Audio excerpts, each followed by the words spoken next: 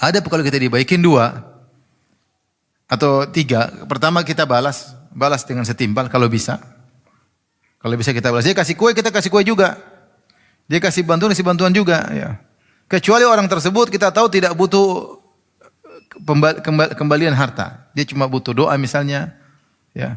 Misalnya raja kasih kita mobil. Masa kita kasih mobil lagi sama raja? Raja penghinaan. Saya tidak butuh mobil. Mobil dia kebanyakan, paham?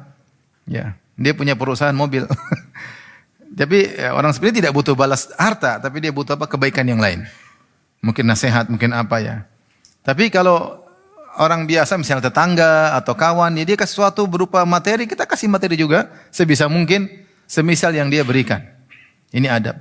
Kalau kita nggak bisa kasih materi yang setimpal dalam bentuk yang sama, kita kasih materi yang bentuk lain, tetapi nilainya kira-kira sama ya. Dia kasih bantuan ini, kasih bantuan yang lain juga berupa pemberian. Kalau nggak ada materi yang bisa kita kasih, maka kita doakan. Maka dua yang kita lakukan, kita berdoa untuk dia, kita bilang jazakallahu khairan.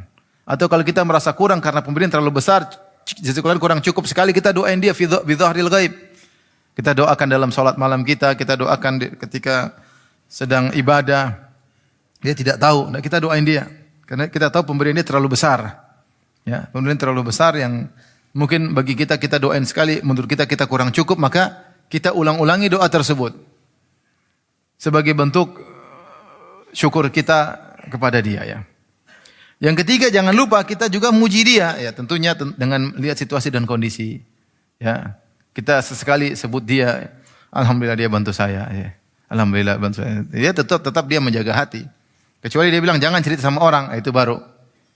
Kecuali dia bilang jangan cerita sama orang karena untuk menjaga hati saya, maka kita jangan cerita ya. Ya, jangan cerita. Jadi adab kita yang dibaikin, maka kita seperti tadi kalau bisa balas timbal itu yang terbaik, kalau tidak bisa maka kita doakan dan kita puji dia sehingga kita tidak kufur kepadanya ya. Nanti orang bilang, kamu dapat baju dari mana? Wah, ini saya bikin sendiri, beli sendiri. Padahal hadiah dari apa? Orang. Itu namanya mengingkari kebaikan orang.